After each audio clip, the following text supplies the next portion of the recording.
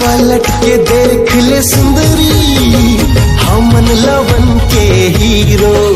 अरे लौट के देख ले सुंदरी हमन छत्तीसगढ़ के hero. Hero hero hero hero hero हमन लवन के हीरो।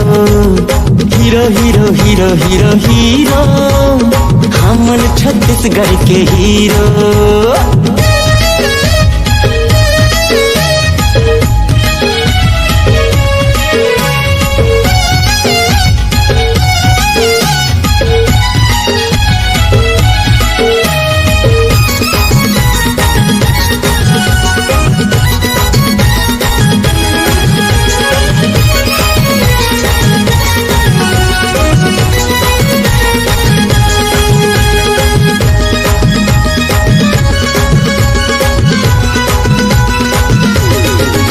अरे क्या बात है ए लड़की बड़ा भाव दिखात है।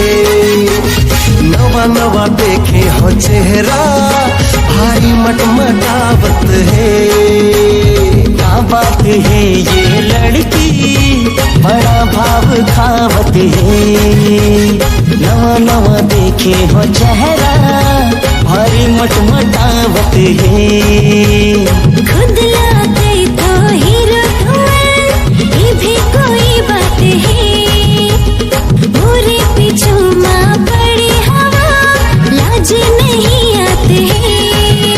अरे उतर की फुटानी सब अब समझ में आते हैं। मैं हो कौन लड़की तेरा मर्मा कुछ तो बात है। मोला कई थे राजा गोरी मैं हूँ दिलदार। पसंद कर ले कौन होला कर ले आके प्यार। मोरे नजर में हो दोनों जीरो। मोरे नजर में हो दोनों जीरो। अरे पलट के देख ले सुंदरी हमन लवन के हीरो। अरे लौट के देख ले सुंदरी हमन लवन के हीरो।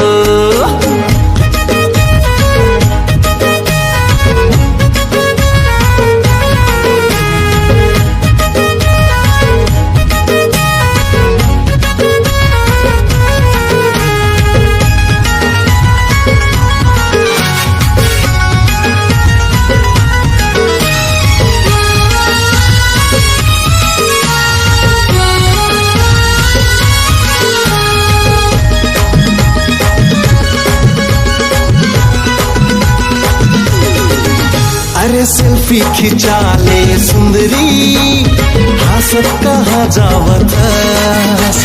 रूप के चला के जादू औका बरतर साथ है।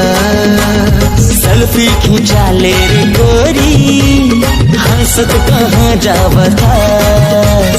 रूप के चला के जादू का बरतर साथ है। अरे उतर की फुटानी सब अब समझ में आते हैं। मैं हो कौन लड़की तेरा मर्मा कुछ तो बात है। गुस्सा छोड़ दिल में आजा गोरी कर ले प्यार।